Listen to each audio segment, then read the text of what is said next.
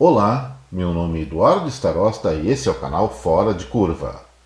Pessoal, nas últimas 24 horas nós tivemos sim algumas notícias bem relevantes, tanto no âmbito internacional como brasileiro, que podem vir a mexer positivamente com o nosso bolso. A primeira questão que eu vou destacar é a retirada parcial das tropas russas da fronteira com a Ucrânia, sendo esse sim o sinalizador de que as tensões pelo menos tendem a diminuir. Podem retroceder? Claro que sim, mas no momento que o país tira soldados da fronteira com o outro, a tendência é sim de buscar um certo apaziguamento, uma certa negociação. Evidentemente, nem todas as partes, direta ou indiretamente envolvidas nessa questão, gostaram muito da notícia, porque ao se manter a iminência de conflito na Ucrânia, nós temos uma questão geopolítica, que é o uso da própria Ucrânia como um balão de ensaio para ver até onde a Rússia poderia chegar enquanto potência militar. E sob o aspecto econômico, o que nós podemos diretamente enxergar é que quanto maior a instabilidade política em países produtores de petróleo, como é o caso da Rússia, incluindo aí o gás, evidentemente o preço da commodity sobe. E aí o que aconteceu? Com essa pacificação, ao menos temporária, lá na Europa Oriental, o preço do petróleo tipo Brent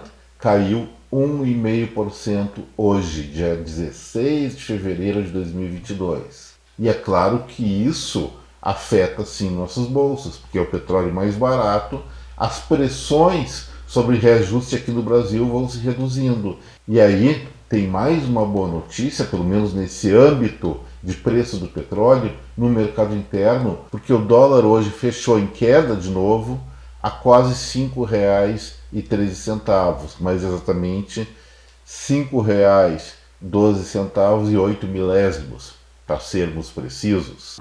E aí, cruzando essas duas informações, olha o gráfico aí na frente. Na linha laranja, nós temos a evolução do preço do petróleo tipo Brent, que eu falei anteriormente, desde o início do ano. A alta acumulada, mesmo com a queda que se registrou hoje, está em 16,33%.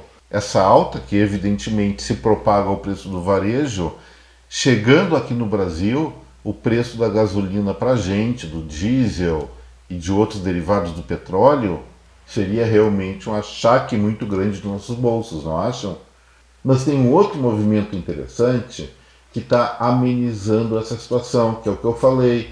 O real vem subsequentemente se valorizando frente ao dólar e frente às moedas internacionais. Então, com a valorização da moeda brasileira, importar fica mais barato. E aí, olha só o que aconteceu. Desde o início do ano, primeira cotação 13 de janeiro, até hoje, dia 16 de fevereiro, a moeda norte-americana se desvalorizou aqui no Brasil 9,75%, neutralizando assim a maior parte da alta do petróleo.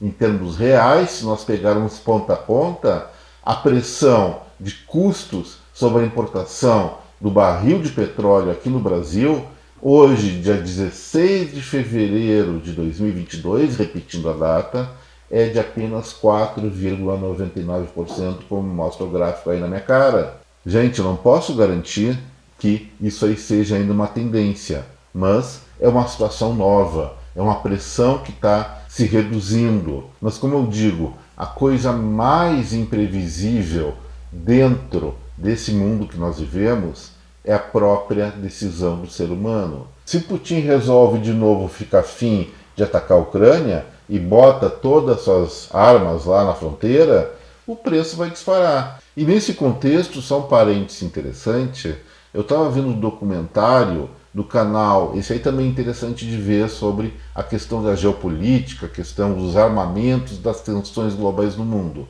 O nome é Hoje no Mundo Militar. Vale a pena ver, são vários vídeos muito bons que ele tem. E o vídeo que foi publicado ontem no YouTube mostrou a dinâmica da retirada dos armamentos pesados da Rússia da fronteira, em pleno degelo de transição do inverno para a primavera naquela região da Europa. E o que aconteceu? A neve virou um lamaçal e aquelas grandes armas, tanques de guerra, acabaram atolando tudo, até quase tapar essas armas. Pelo jeito, os russos não aprenderam com a própria história. Uma situação similar inviabilizou o ataque de Napoleão Bonaparte à Rússia e depois o próprio ataque da Alemanha nazista à União Soviética. Foi o frio e o lamaçal que está vitimando, está prejudicando agora o próprio exército russo. E aí eu pergunto, pessoal, será que esse apaziguamento na região tem a ver com uma real busca de solução diplomática para a questão ou com a própria inviabilização de um ataque por questões climáticas? Não sou eu que devo responder isso, mas é uma indagação, sim, que fica no radar para a gente observar nas próximas semanas. Mas o fato é que o preço do petróleo caiu, real se valorizou e a conjunção desses fatores faz com que as pressões sobre gasolina e diesel na bomba sejam menores do que estavam uma semana atrás. Tomara que essa tendência continue e que a perspectiva ainda de alta do petróleo de 4,99% acabe se revertendo para uma queda que pode ser bastante significativa se o real passar a convergir para o seu ponto de equilíbrio, que ontem comentei no Fora de Curva, fica ao redor de R$ 4,40, e se também as tensões globais se arrefecerem, e isso vai pressionar para a queda do preço do petróleo no mercado global. Já que nós estamos falando aí não de tendências puramente de mercados, mas com forte interferência da ingerência humana, o que nós podemos fazer é torcer. Um outro dado interessante a nível de Brasil, agora vamos falar coisas rapidinhas, é o monitor do PIB da Fundação Getúlio Vargas que saiu hoje. Esse indicador ele é uma prévia do PIB brasileiro e aponta que o Produto Interno Bruto do nosso país deve ter crescido 4,7% em 2021. Esse dado é mais ou menos parecido com o que o próprio Banco Central avaliou o IBC-BR em 4,5% e vai mostrando que o desempenho da economia brasileira no ano passado, apesar de não ter sido espetacular, não dá para dizer que foi decepcionante, foi razoável. Um outro destaque que eu queria fazer é de um grande habitué aqui do Fora de Curva, o presidente do Banco Central do Brasil, o Roberto Campos Neto. Ele fez uma palestra recentemente e afirmou que vai continuar a ocorrer vazamentos de informação dos PIX, que é esse novo sistema de pagamento do Banco Central.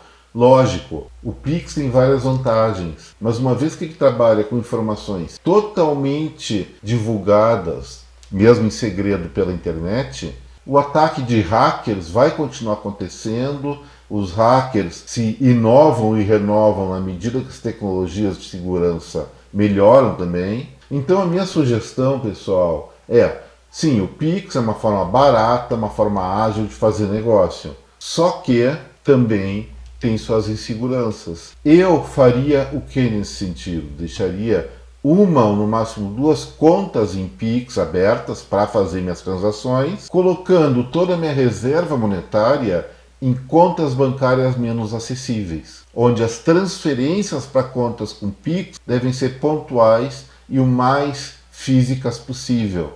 É minha opinião, até para preservar cada um de vocês que usa muito Pix de eventuais prejuízos mais relevantes. E lá nos Estados Unidos, o que foi digno de atenção foi a doação do Elon Musk, o dono da Tesla, da SpaceX e mais de um monte de outras empresas, de 5,7 bilhões de dólares para a caridade.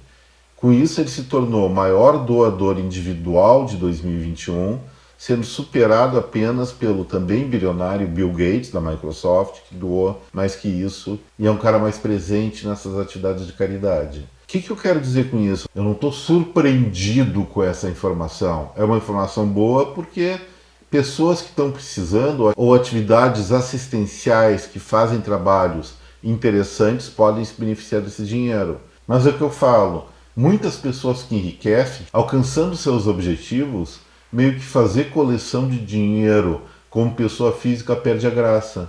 Então, algumas dessas pessoas, as que têm bom coração, vamos falar assim, acabam achando um excelente objetivo de vida na doação espontânea para entidades educacionais, entidades de pesquisa, instituições de caridade. Essa é uma das grandes qualidades do que nós chamamos de capitalismo. Os excedentes, eles vão ser usados de alguma forma, seja para produzir e em muitas ocasiões, como nós podemos estar vendo agora, para fazer caridade. É lógico que essa doação acabou sendo deduzida, pelo menos parte, do imposto de renda devido ao governo norte-americano. Mas esses são outros 500. O que é melhor para o nosso caso? Dinheiro para caridade ou para financiar um Estado? Eu acho que é melhor, nesse caso do Elon Musk, para caridade mesmo. Parabéns a ele.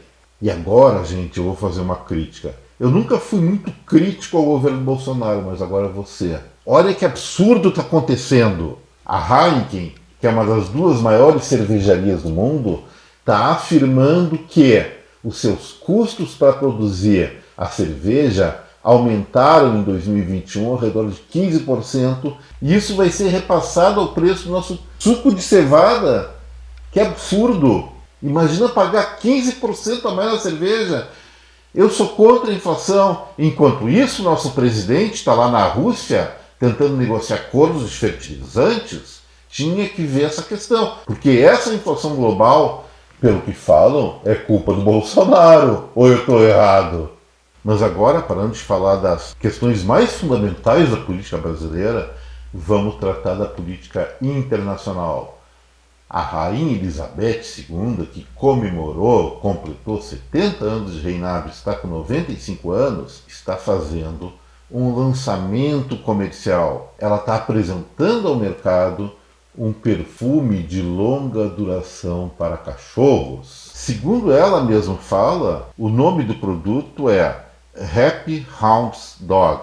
Segundo ela descreve, a fragrância do perfume é um aroma rico e amiuscarado com notas cítricas de bergamota. Se é para cheirar bergamota, como nós falamos aqui no Rio Grande do Sul, em outros lugares é poncã, mexerica, é só pegar essa fruta e esfregar no bicho, esfregar na gente também, porque ela diz que esse perfume pode ser usado também por seres humanos. De todo jeito, espero que seja bom. Eu não gosto de perfume, então não vou experimentar, mas parabéns à Rainha Elizabeth II mais uma vez, que com uma idade avançada, estando aonde está como rainha de um dos países mais poderosos do mundo, ainda tem cabeça para empreender, ainda tem cabeça para inovar. E isso que é o fundamental para cada um de nós. E com essa, gente, o Fora de Curva vai ficar por aqui. Agradeço a atenção de vocês. Se gostaram desse vídeo, por favor, não esqueçam, deixe seu like, compartilhem esse material com a sua rede de contatos